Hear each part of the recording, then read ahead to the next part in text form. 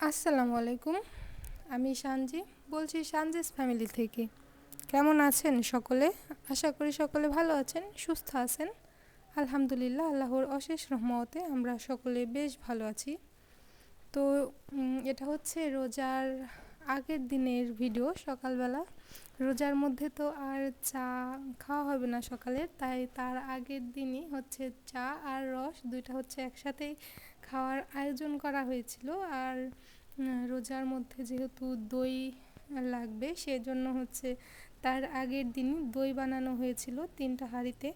দইগুলো একেবারে সুন্দরভাবে পারফেক্টলি জমে গেছে। ওগুলো এখন ফ্রিজে রেখে দিব। আজ থেকে আবার রমজানের নিয়মে খাবার খাওয়া শুরু করতে হবে।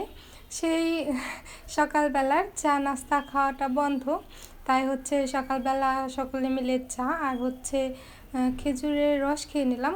হয়তোবা এবছরের শেষ রস খাওয়া। আল্লাহ তাআলা রিজিকে রাখলে সামনে বছর আবার খাওয়া যাবে, কারণ হচ্ছে রসটা যেহেতু সকাল সকাল খেতে হয়, আর রমজান শেষ হতে হতে শীত আর রস দুইটাই চলে যাবে, তখন আর পাওয়াও যাবে না, খাওয়াও যাবে না। তাই হচ্ছে আজকে সকালবেলায় খেয়ে নিলাম। আর আমার ছেলেটা হচ্ছে রসের স্মেলটা একদম নিতে পারে না, সে খেতে পারে না। মুড়ি দিয়ে হয়তো বা 2 চামচ 1 চামচ খায়, এছাড়া একেবারেই খায় না। তো আমরা বড়রাই খেয়ে নিলাম। আর এখন হচ্ছে রমজানের সমস্ত খাবারগুলো গুছিয়ে নিচ্ছি। এখানে হচ্ছে শুকনো খাবার আর হচ্ছে ফল আছে, আর ছোলা, তারপর হচ্ছে ডাল, চিরা, তারপর চিয়া সিড, আর হচ্ছে ইসবগুলের ভুসি, আর খেজুরের গুড়, না সরি, আখের গুড়। এগুলো সব কিছু এক এক করে আমি বয়ামে ভরে নিব। আর এই রমজানে সবচেয়ে প্রয়োজনীয় জিনিসগুলো হচ্ছে এগুলো, ইফতারেই লাগবে। আর সব কিছু গোছগাছ করে হাতের কাছে রেখে দিলে দেখা যাবে যে ইফতারের আগের সময়টা আমি অল্প সময়ে অনেকগুলো কাজ গুছিয়ে নিতে পারবো। আর যদি এই কাজগুলো গুছানো না থাকে, তাহলে দেখা যায় যে অনেকটা সময় লেগে যায় এগুলো খুঁজে বের করে, তারপর এটা ওটা সব কিছু ক্লিন করে খাবারের আয়োজন করতে। আর সেজন্য চেষ্টা করি রমজানের আগেই কাজগুলো একেবারে গোছগাছ করে রাখতে, যেন রোজা রেখে কোনো কাজের বেশি সময় না লাগে, কষ্ট বেশি না হয়। আর এর আগের দিনই হচ্ছে আমি ঘরের সমস্ত ফার্নিচার আর এমনি ঘরের যত কাজ আছে সেগুলো করে রেখেছিলাম, কারণ হচ্ছে আজকে রমজানের বাজার নিয়ে আসবে, সেই জন্য আজকে শুধু বাজারের উপরেই ফোকাস করতে হবে। আর গতকাল হচ্ছে কাজের একটু বেশি প্রেশার পড়ে গেছে, কারণ হচ্ছে দই, তারপর হচ্ছে আবার সেমাই পিঠা বানানো হয়েছে। এটা ওটা করতে করতে দেখা যায় যে একটু বেশি কাজ করা হয়ে গেছে। পরে দেখা যায় যে সময় শেষ, এখন গোসল করে খাওয়ার টাইম ওভার হয়ে গেছে। তো আজকে ভেবেছি যে এগুলো আর করব না, আগে গোসল করে খাওয়া দাওয়া শেষ করে তারপর হচ্ছে কাজগুলো করতে বসবো। আর আজকে তাই করেছি।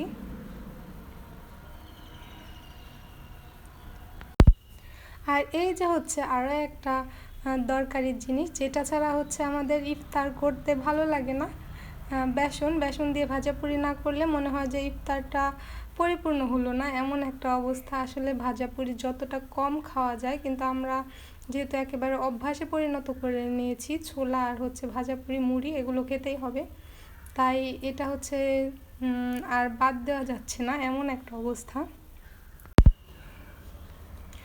কালকে থেকে যেহেতু রোজা শুরু, মনে মনে অনেক বেশি আনন্দ লাগছে। রমজান মাসটা আসলে মনের ভেতরে আলাদা একটা প্রশান্তি, ভালো লাগা কাজ করে। তো এখানে বেসন প্যাকিং করতে করতে আপনাদের কাছে সেই প্রতিদিনের পুরনো কথাটি বলে নিচ্ছি আরও একবার। আমার এই এলোমেলো আর অগোছালো ভিডিওগুলো দেখতে আপনাদের কোথাও কোনো অংশে যদি একটু ভালো লেগে যায়, তাহলে প্লিজ আমার ভিডিওতে একটা লাইক দেওয়ার অনুরোধ রইল। আর ভিডিওর কোন অংশটি ভালো লেগেছে চাইলে আপনি কমেন্ট করে জানিয়ে দিতে পারেন। আর আপনার কাছে আমার এই ধরনের ভিডিওগুলো যদি দেখতে ভালো লাগে, তাহলে চাইলেই আমার ছোট্ট চ্যানেলটি ভিজিট করে আমার চ্যানেলটি সাবস্ক্রাইব করে আমার পাশেই থেকে যেতে পারেন। আপনি যদি অলরেডি এই কাজগুলো করে থাকেন, তাহলে আপনাকে জানাচ্ছি অসংখ্য ধন্যবাদ। তো এক এক করে সবগুলোই গুছিয়ে নিয়েছি, এখন হচ্ছে যার যার নিজ জায়গা মতন রেখে দিব।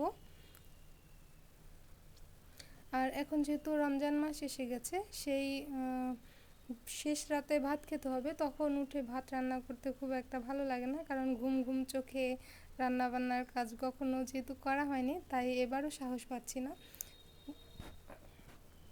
তাই নতুন রাইস কুকারটা বের করে নিয়েছি, এটার মধ্যে হচ্ছে ভাত গরম দিয়ে তারপর শেষ রাতে খাবো। আসলে সন্ধ্যা রাতে রান্না করে রাখবো আর এটার মধ্যে রেখে দিব, যখন তাহাজ্জুদের নামাজ পড়তে ওঠা হবে তখন হচ্ছে এটাকে ভাতে আর্মের লাইন দিয়ে রাখবো, আর তারপর দেখা যাবে যে ভাত খেতে খেতে এটা গরম হয়ে যাবে। আর এটা হচ্ছে নতুন যেটা গিফট পাওয়া হয়েছিল সেটা বের করছি। এটার আগের যেটা আমি ব্যবহার করতাম রাইস কুকার, সেটার থেকে এটা আমার কাছে একটু নর্মাল লাগে, কারণ হচ্ছে এটার যে উপরের ভাপ দেওয়ার ছাঁকনিটা আছে সেটা অনেক বেশি নর্মাল, আর এটা খুব ভালোই স্টিলেরও না। এটা হচ্ছে আগে যেটা ছিল সেটা অনেক বেশি মজবুত আর দেখতেও বেশ ভালো, শক্ত। আর এইটার মধ্যে হচ্ছে একটা বাটি নন স্টিকের, আর আগে যেটা ছিল সেটার মধ্যে হচ্ছে দুইটা বাটি ছিল, যেটা একটা ছিল নন স্টিকের আর একটা ছিল স্টিলের। স্টিলেরটাই ব্যবহার করা হয়েছে।